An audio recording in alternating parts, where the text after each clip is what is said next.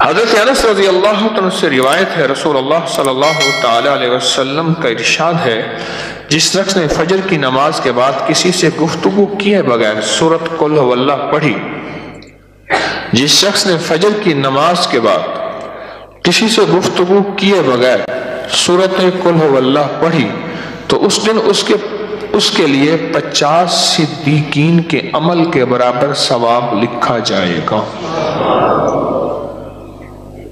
اب دیکھیں، اس میں کوئی تعداد نہیں ہے، وہ ایک سے لے کر بے شمار تک، اور مل کیا رہا ذرا اس پہ غور کیجئے گا، 50 صدیقین کے عمل کے برابر ثواب لکھا جائے گا۔ 50 صدیقین، نبوت کے بعد جس چیز کا سب سے بڑا مقام ہے وہ صدیق کا مقام ہے۔ اللہ نے 4 درجے بیان کیے، اولئک انعم اللہ نبیین والصدیقین والشہداء والصالحین۔ دوسرا درجہ ہے صدیق کا، اور فرمایا کہ صدیق وہ ہوتا ہے 360 اخلاق کے باب ہیں، صدیق میں وہ سارے 360 پورے کے پورے ہوتے ہیں، اور حضرت صدیق اکبر رضی اللہ تعالیٰ عنہ میں وہ 360 پورے کے پورے تھے۔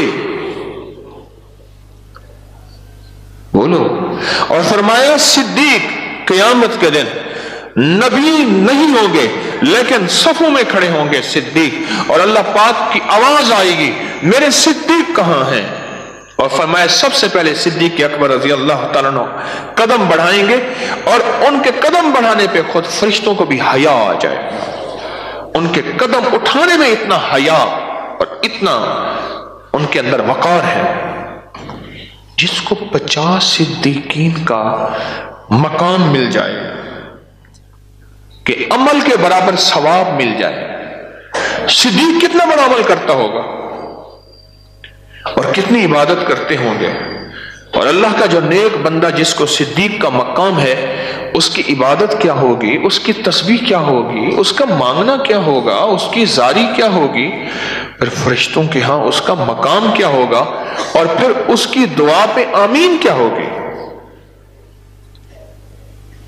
50 صدیقین کے مطابق اللہ اس کو ثواب عطا فرماتے ہیں کہ جس طرح کوئی 50 صدیقین نے کیا کی، عبادت کی، اور جس نے صرف فجر کی نماز کے بعد سورۃ اخلاص پڑھ لی۔ کیا خوش قسمت انسان ہے، کیا اللہ کے ہاں اس کا مقام ہے۔ ساتھ بیٹھے ہوئے تھے ایک صاحب، کہنے لگے جی ہو گیا دولت مند، میرے مدینے والے کی یہ نعت ہے، سورۃ توبہ کی آخری 2 آیات، لَقَدْ جَاءَكُمْ رَسُولٌ مِّنْ أَنفُسِكُمْ سے آخر تک یہ سورۃ توبہ کی 2 آیات، یہ میرے مدینے والے کی شان ہے، شان ہے۔ کہنے میں دولت مند ہو گیا، کیا پایا اس آیت سے؟ رزق پایا، کیا پایا؟ کہتے الحمدللہ وسیع کاروبار ہے۔ ان کے ساتھ ایک بیٹھے ہوئے تھے سابق وفاقی وزیر، وہ میں نے بات کی نا تو وہ کہنے لگے جی بہت ہیں ان کے پاس، اور اس کی بنیاد کیا؟ میرے مدینے والے کی شان ہے۔ سورۃ توبہ کی آخری 2 آیات۔ مجھے اجازت حق کہنے لگا آپ نے مجھے یہ آیت بتائی تھی، میں گاڑی میں جا رہا تھا، آگے آئل ٹینکر پھٹا اور میری گاڑی موم ہو گئی، کوئی طاقت تھی، میں باہر کھڑا ہوا تھا، پتہ نہیں کیسے کھڑا ہوا تھا۔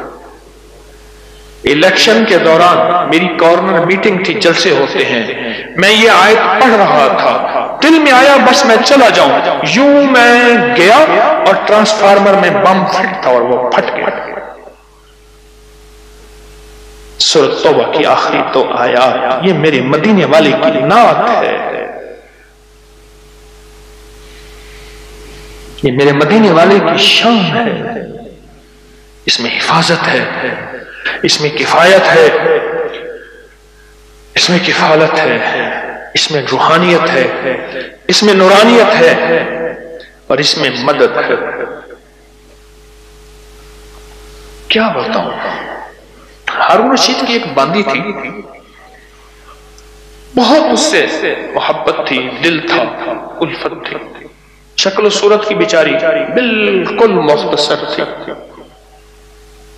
ہمارے ایک بندہ تھا، وہ شکل و صورت کی مختصر کو ایک لفظ کہتا تھا، کہر کوجی ہے، کوجا۔ پتہ نہیں آپ کوجا آج کی نسل کو کیا پتا کوجا کسے کہتے ہیں؟ ایک کوجا تے بیا کہر کوجا، کہر کوجا، او مئی کہر کوجی تو جوانی رات ہی جو پاگل کیا پیا بہت ہو گئی۔ اب ساتھ بیٹھا رو رہا ہے اور اس کو غسل دے رہے ہیں۔ اس کے بالوں کی نا وہ لٹیں ہوتی ہیں، لٹھوں کی مینجی میں سے ایک تعویذ نکلا، یا وہ تعویذ نکلا اور وہ تعویذ جس کے ہاتھ میں آیا اب محبتیں اس کی طرف چلی گئی اور کہنے لگا ہاں ویسے بھی شکل صورت کی اچھی نہیں ہے، اس کو بس نہلا کے دفنا دینا اور تم نہلا کے میرے پاس آ جانا۔